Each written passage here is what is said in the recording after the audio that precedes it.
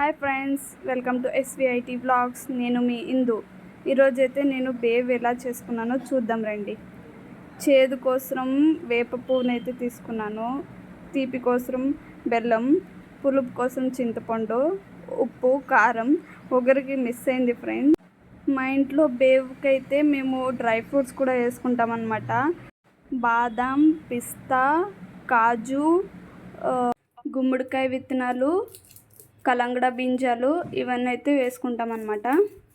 చాలా వీడియోలో చూసినాను ఫ్రెండ్స్, ఎవరు డ్రై ఫ్రూట్స్ అయితే వేసుకోరు, బట్ మా ఇంట్లో వేసుకుంటారు.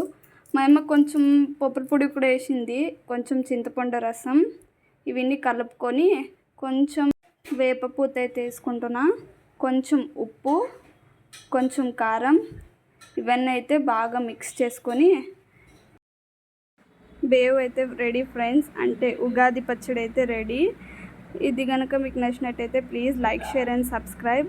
అండ్ మా ఉగాది సెలబ్రేషన్స్ ఎలా జరుపుకున్నాము లాంగ్ వీడియో లింక్ అయితే ఇస్తా, ప్లీజ్ చెక్ ఇట్ అవుట్.